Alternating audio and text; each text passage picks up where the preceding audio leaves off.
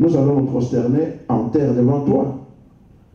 Ses frères étaient jaloux de lui, mais son père garda ce fait en mémoire. Verset 18.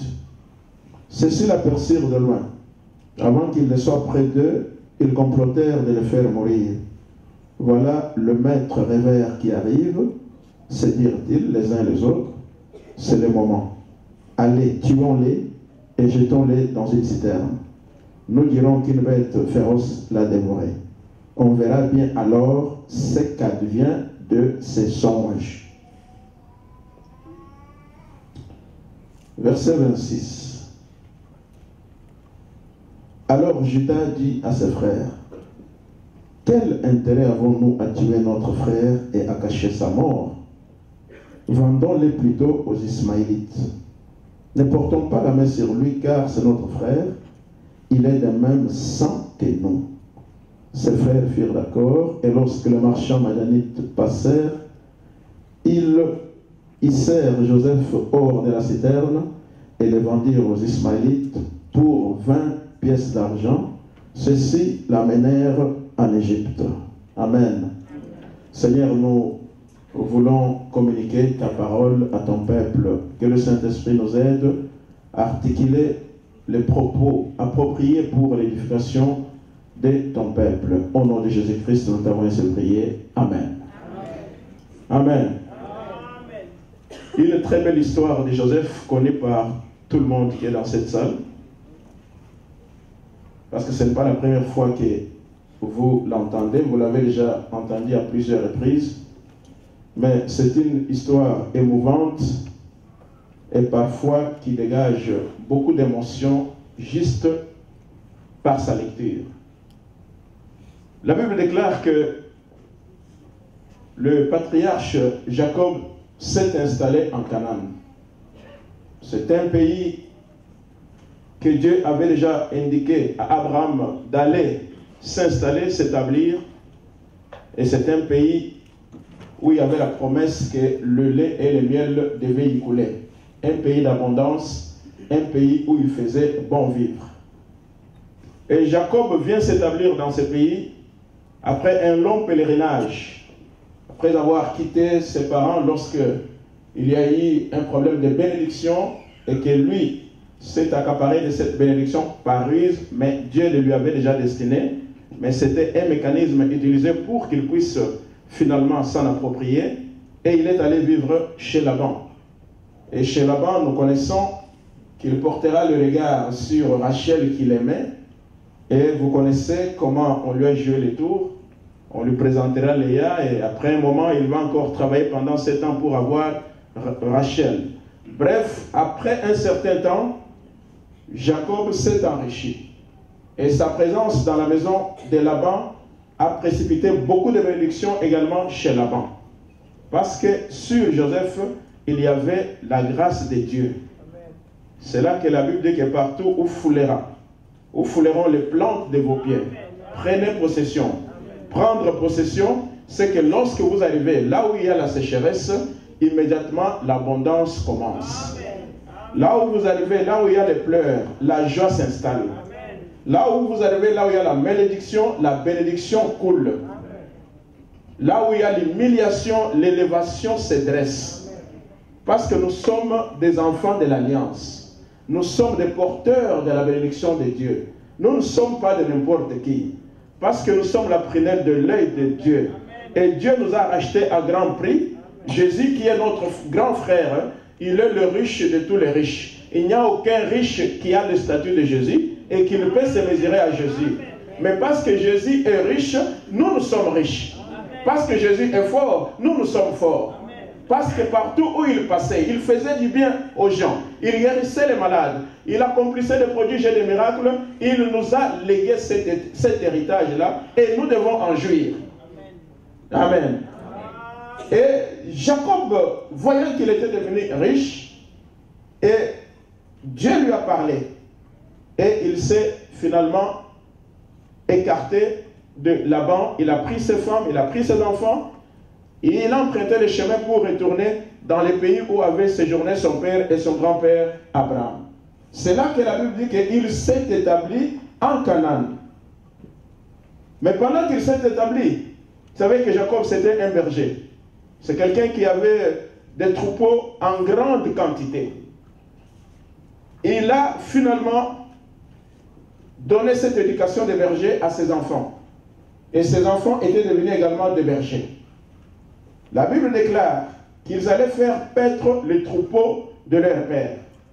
Mais pendant ce temps, il y a parmi ses enfants un jeune homme qu'on appelle Joseph. Et le jeune n'avait que 17 ans. Il accompagnait également ses grands frères dans cette activité qui leur était donnée par leur père. Mais pendant son accompagnement, il apprenait pour qu'un jour il devienne également berger comme son père, comme ses frères. Amen. Mais pendant qu'il les accompagnait, il entendait ses frères prononcer certains mauvais propos. C'est-à-dire de leurs lèvres sortaient de mauvaises paroles. Et ça lui déplaisait. Parce que ça lui déplaisait, il devait maintenant faire les rapports à son père. Pour dire, je suis allé avec mes frères, voilà ce qui sort de leur bouche. Ça me déplaît et je te l'emporte pour que toi tu puisses apporter une thérapie appropriée de sorte que leur conduite soit remise à niveau. Amen. Vous savez que nous formons un royaume de sacrificateurs. Et de nos bouches, les mauvaises paroles ne peuvent pas sortir. Amen. Les mauvais propos ne peuvent pas sortir. Parce que la même bouche bénit Dieu, la même bouche ne peut pas maudire.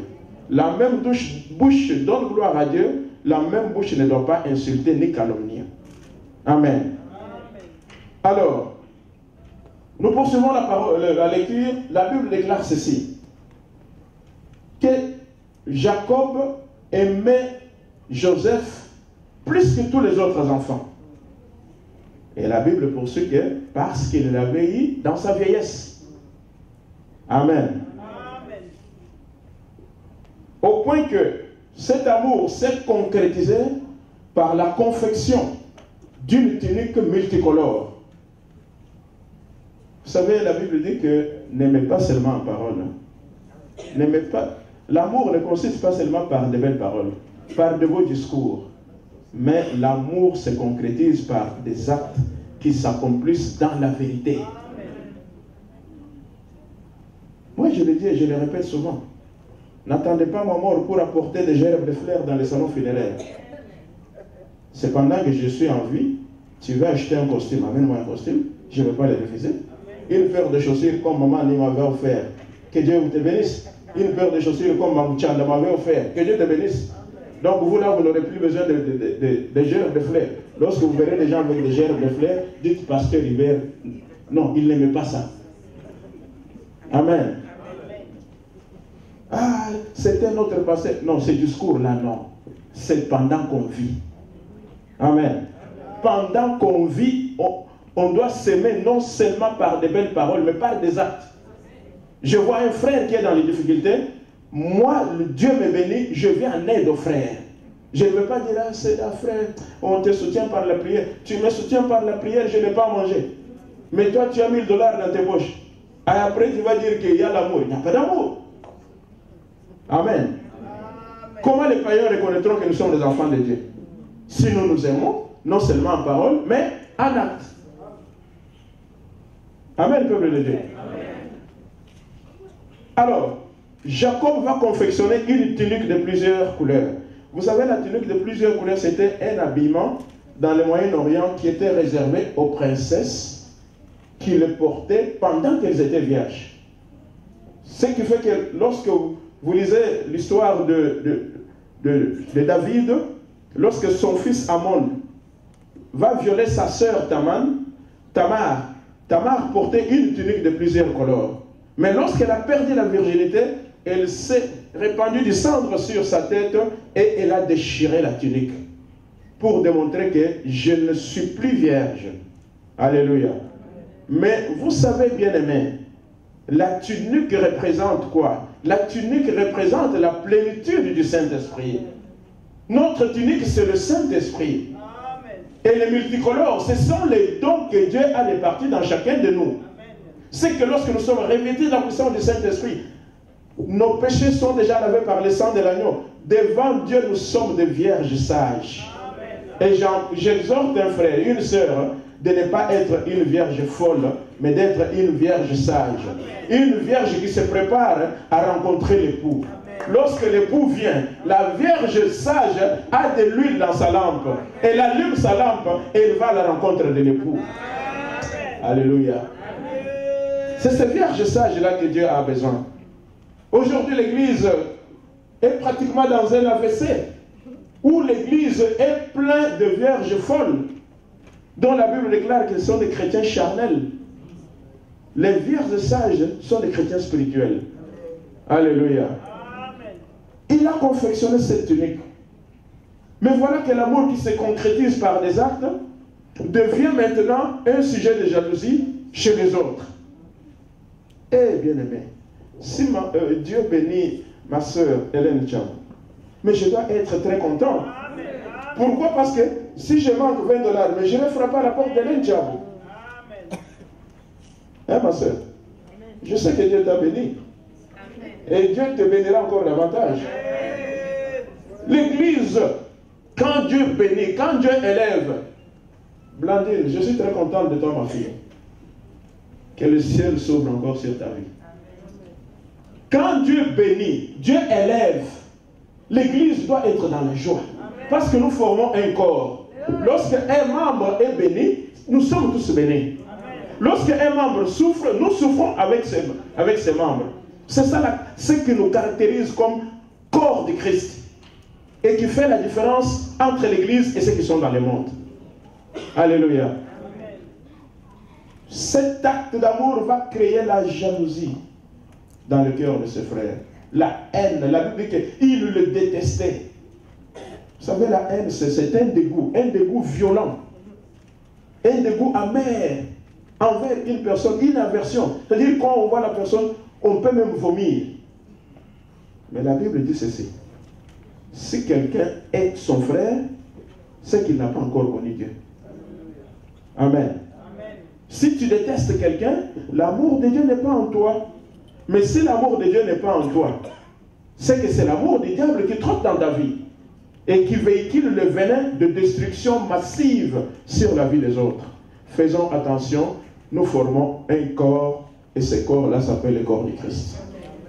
Pas de la haine au milieu de nous, pas de la jalousie, mais un amour sincère, un amour divin, dont la Bible certifie agapé. Un amour, je ne m'attache pas à maman Cécile parce qu'elle va me donner quelque chose. Non. Je ne donne pas la main d'association à maman Eugénie parce qu'elle me donne quelque chose. Non. Je m'attache à maman Eugénie parce que c'est ma soeur. Moi et elle, nous formons un corps. Il y a le sang de Jésus qui coule dans nos veines et qui fait que réellement, lorsque le maître sera à la nuée, nous serons transformés pour aller le rencontrer. Alléluia. La haine doit être bannie dans la vie des enfants de Dieu. Alors, regardez encore le jeune homme. Curieusement, il est béni et ses bénédictions deviennent une source de conflits et de guerres. Dieu lui donne un songe. Il voit qu'ils sont dans un champ, en train de lier des gerbes, et tout d'un coup, sa gerbe se dresse et se tient debout. Et les autres gerbes se prosternent. Mais il a vu ça dans un songe. Et le songe, c'était une manifestation surnaturelle par laquelle Dieu communique un message. Bon, il a reçu le message. Quel péché de venir vous les aînés pour avoir l'interprétation. Il en parle aux aînés. Aïe, aïe, aïe, aïe. Réaction. Tu veux être notre roi. Mais si Dieu l'a béni pour être votre roi, mais c'est la bénédiction des enfants de Jacob, non? Mais vous avez le même sang. Mais si c'était toi Rubin, ou c'était toi Judas, est-ce que Joseph se comporterait là?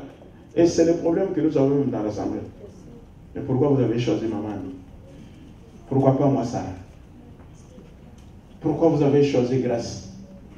Et pourquoi pas moi, Ibarra?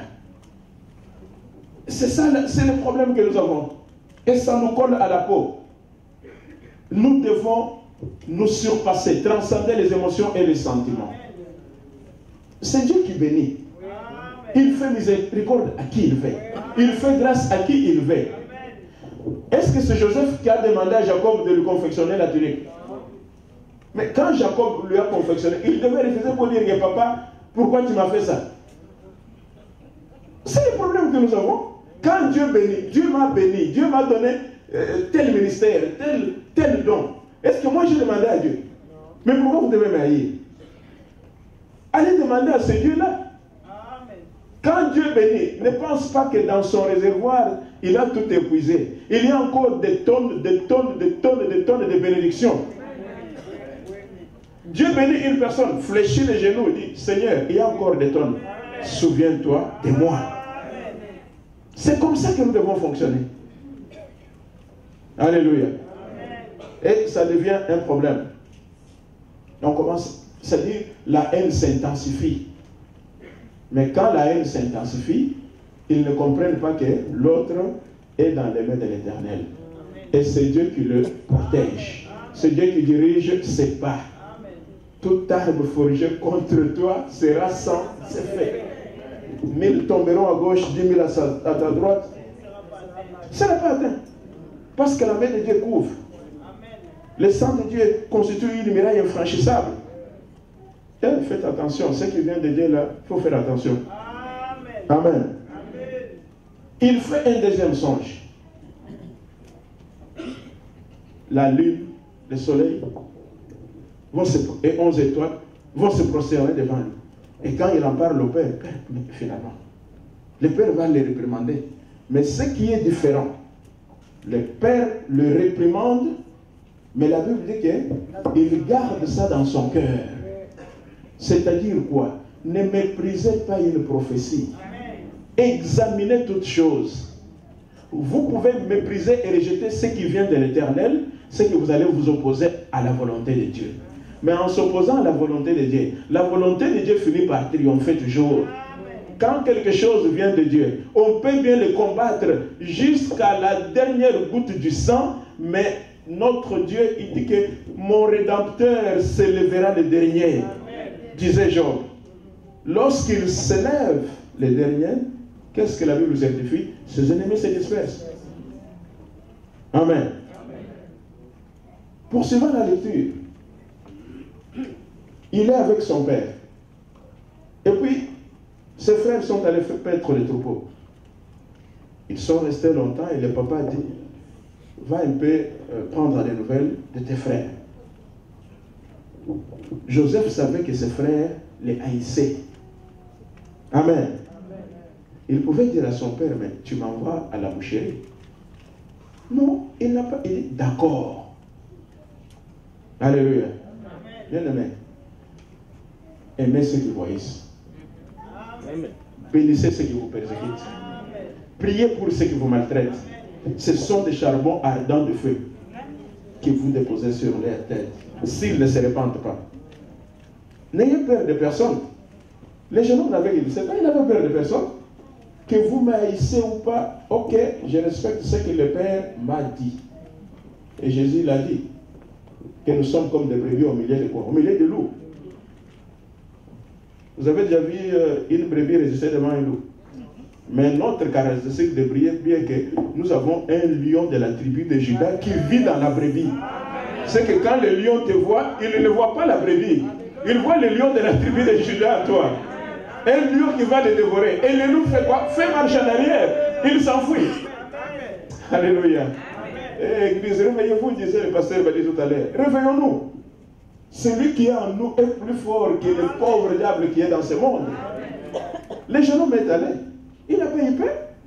Mais lorsqu'on l'aperçoit à distance, on dit, les songeurs, on va les tuer.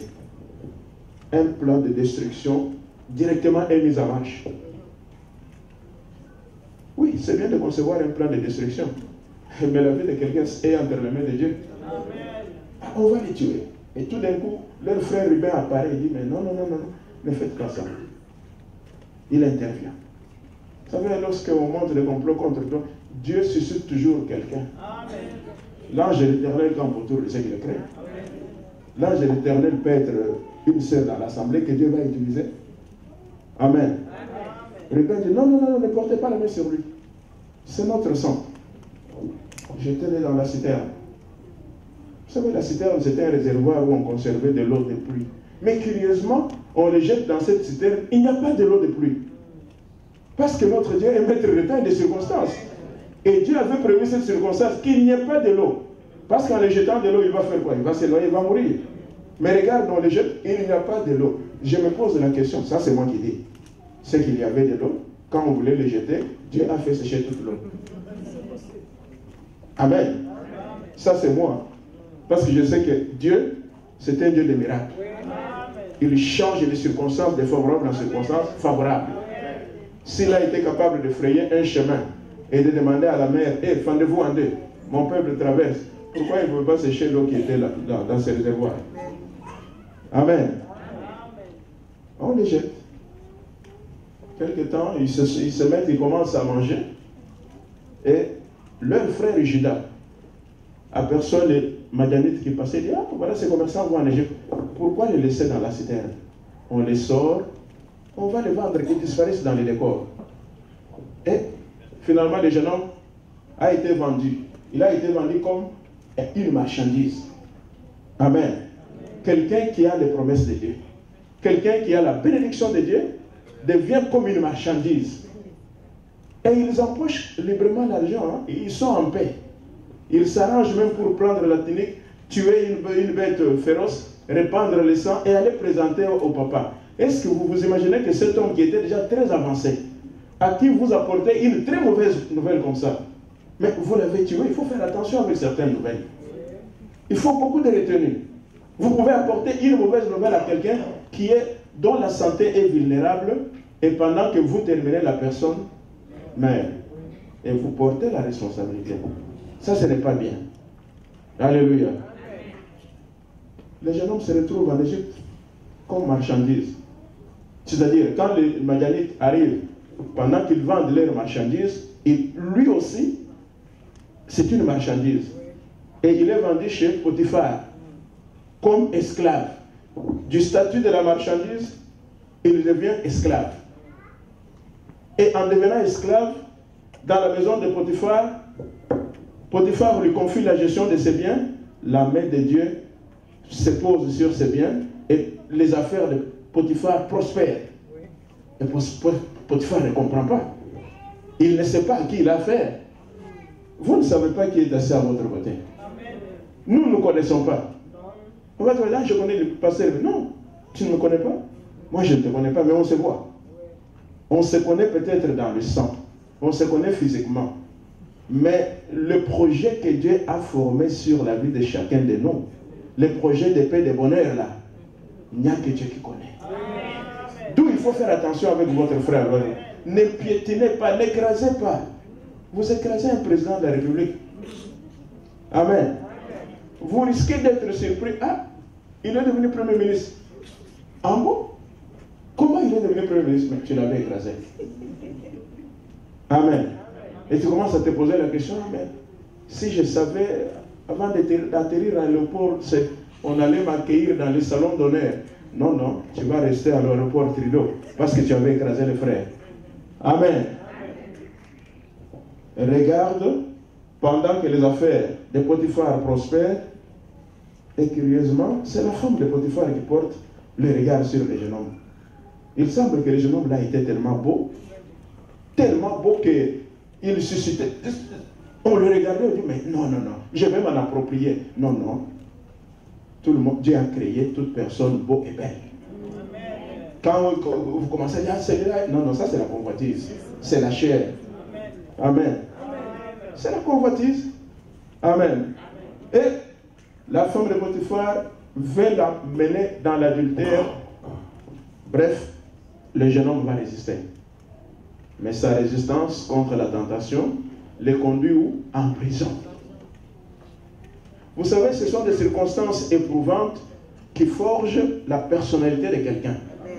Et ça, c'est par rapport à la hauteur et à la grandeur des responsabilités que Dieu a déjà planifiées dans sa vie. Je vais dire à une femme aujourd'hui, à un homme aujourd'hui, il y a des gens qui se plaignent, qui frappent des portes partout. On m'a injurié, on m'a fait ceci. Arrêtez de vous plaindre.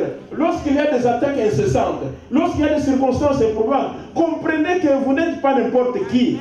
Le diable n'attaque pas n'importe qui. Tous ceux qui sont sous le diable, il ne les attaque pas. Le diable va attaquer une perle rare. Il va attaquer une personne qui est porteur de la bénédiction. L'assemblée peut se soulever contre toi. Bénis Dieu. Sois dans la gloire. La Bible dit que lorsqu'on vous injurie à cause de mon nom, c'est une gloire. Arrêtez de vous plaindre. Ah, Rofi m'a dit ceci. Ah, Kilundu m'a dit ceci. Ah, Ibarra m'a dit ceci. Ah, tel m'a dit ceci. Ah, j'en ai parlé même au pasteur. Il me regardait comme s'il n'avait pas écouté. Le pasteur devient Dieu. C'est que vous ne comprenez pas votre identité. Vous êtes porteur d'une grande bénédiction. Dieu vous prépare à des grandes responsabilités. Mais pour atteindre ces responsabilités, mais il vous fait passer par le feu. Il vous fait passer par le feu. Ah, mon mari m'a abandonné, il est parti. Laissez-le partir. Un jour, il reviendra. Il va s'asseoir et reconnaître que Dieu t'avait choisi. Ah, les enfants se sont rebellés. Fraîchissez. Le pasteur Carbone, il a une très grande église. À un moment donné, sa femme a disparu avec un fidèle de l'église. Les enfants se sont retrouvés sur la rue, en train de drogue, tout ce que vous voulez.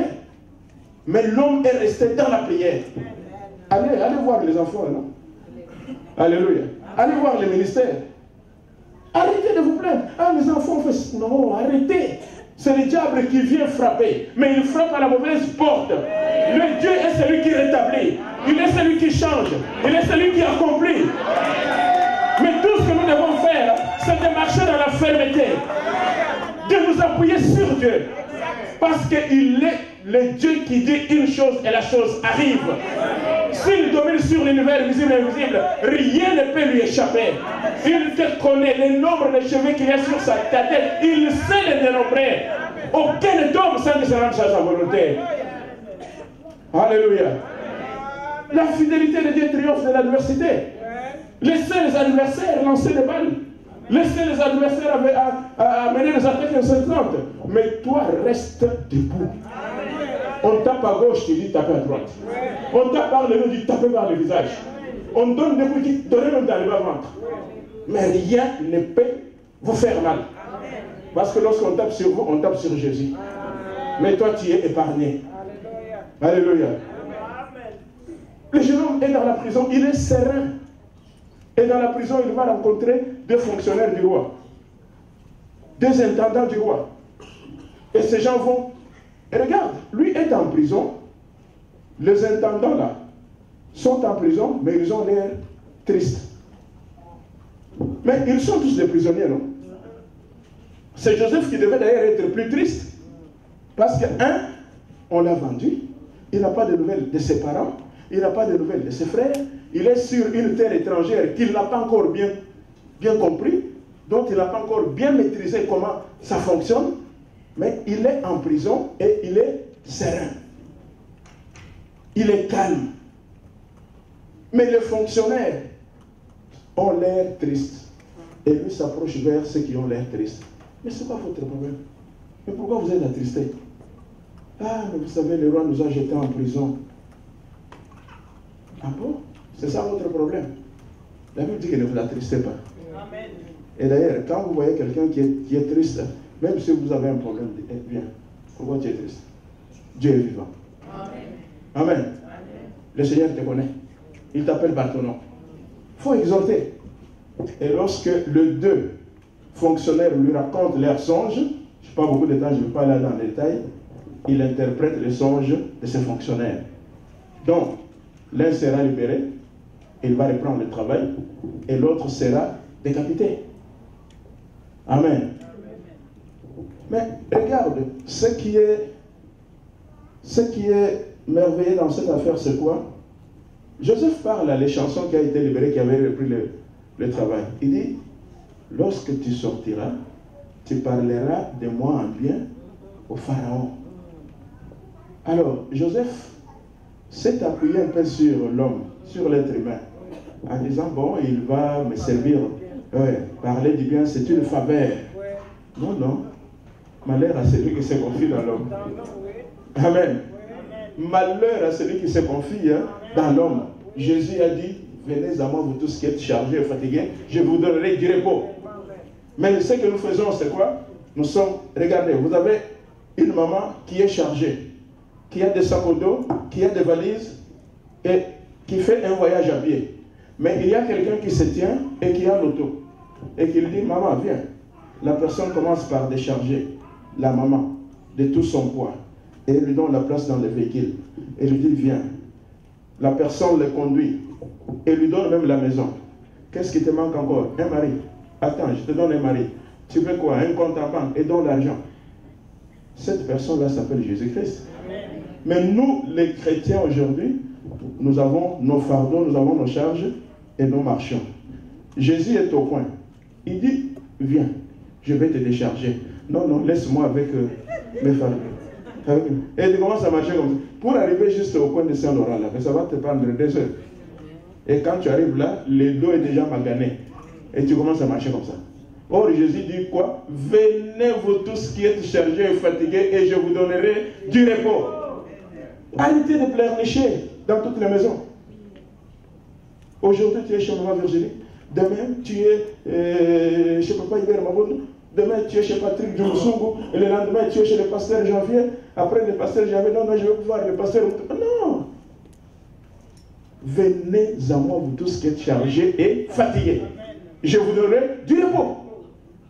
Je vous donnerai la solution. Amen. Et voilà que Dieu qui est maître des temps et des circonstances va provoquer quelque chose. Un songe chez Pharaon. Et Pharaon appelle tous les sages de son pays. Ils sont incapables de donner l'interprétation de ce songe. Et c'est là que l'homme qui avait bénéficié du bien de Joseph va apparaître dans le décor. Va dire au roi, roi, il y a un esclave hébreu, il l'appelle esclave, qui était chez le commandant des gardes de Potiphar. Et cet esclave-là avait interprété un songe pour moi, et je l'ai vécu, et me voici à côté de toi. Donc je crois que cet esclave-là est capable de donner la solution à ton problème. Amen. Et effectivement, Joseph avait la grâce non seulement des songes, mais de l'interprétation des songes. C'est qu'il avait la sagesse. Vous savez, la sagesse, c'est la connaissance des principes divins. Amen. Quand on a la sagesse, on doit avoir la connaissance des principes divins. Quand on a la sagesse, on doit savoir interpréter les manifestations spirituelles de manière à se comporter de manière spirituelle. On apporte notre jeune homme chez Pharaon, il va interpréter les songes de Pharaon. Et lorsqu'il finit d'interpréter, il donne même à Pharaon une solution. Il dit, trouve quelqu'un qui peut faire ce travail. Et Pharaon tourne à gauche, à droite, et dit, mais la personne c'est toi. Amen. Mais cette personne-là, parce que je n'en ai pas trouvé dans mon royaume, qui m'a donné la révélation de ce que j'ai vu, la personne appropriée, il n'y a que toi. Voilà comment le jeune homme est élevé. Marchandise, esclave, prisonnier, il devient ce que je peux appeler aujourd'hui Justin Trudeau, Premier ministre du Canada. C'est que Pharaon le dépassait seulement par la royauté. Mais toute la gouvernance de l'Égypte est remise entre les mains de ce jeune homme. Et en ce moment, il a 30 ans. Lorsqu'il a été vendu, il avait 17 ans. 13 ans se sont écoulés. Bien-aimé, parfois vous êtes pressé. Vous êtes tellement pressé. Ah non, ça n'a pas marché aujourd'hui. Non, non, ça n'a pas marché. Ah non, non, ça fait une année. Je trouve que le pasteur Badi n'a plus d'onction. Je m'en vais chez le pasteur Kabouya. Tu vas chez le pasteur Kabouya, 1 année, 2 ans, il n'y a pas de solution. Tu dis, ah, on m'a appris que le pasteur Fofi fait beaucoup de journées de réveil et de campagne. Te voilà chez Fofi. Et quand tu arrives chez Fofi, 2, 3 ans, 4 ans, mais combien de autres personnes guéries, il n'y a plus moi. Et finalement, tu vas te retrouver à la mosquée. Amen. Ou carrément tu vas abandonner la foi, tomber dans ce qu'on appelle l'apostasie. Restez sur place. Calme. Calmos. Calme. Laissez Dieu faire son travail. Il est au laboratoire. Il est en train de préparer un produit fini qui va guérir le sida, qui va guérir le célibat, qui va guérir la solitude, qui va guérir l'hypertension, qui va guérir le diabète, qui va rétablir toutes choses normales, qui va rétablir les foyers qui ont été détruits, qui va ramener les enfants à l'ordre, qui va amener l'accomplissement de la vision que Dieu nous a donnée. Alléluia. Et parce qu'il est élevé, Dieu frappe la famine et ses frères viennent. Ils sont servis, il ne fait même pas attention. Il dit, allez, est-ce que votre père vient? Vous avez un frère, Benjamin qui vient? Ok. Mais, lorsque vous lisez Genèse 45, lorsqu'il se révèle à ses frères, il tremblait. Joseph que nous avons vendu, il est devenu, oh, laissez les gens vous piétiner. Mais le temps de Dieu viendra. Le temps de l'élévation. Et lorsque Dieu te bénit et Dieu t'élève, ne rends plus le mal pour le mal. Amen. Les circonstances éprouvantes nous amènent à atteindre notre destinée. Voilà pourquoi Isaïe 40, 26 à 31 dit que, mais pourquoi tu dis que ta destinée est cachée devant l'Éternel? Non, la destinée n'est pas cachée. Il est le Dieu qui augmente la vigueur de ceux qui tombent en défaillance. Les jeunes peuvent courir et se fatiguer, mais ceux qui se confient en l'Éternel, que Dieu vous bénisse.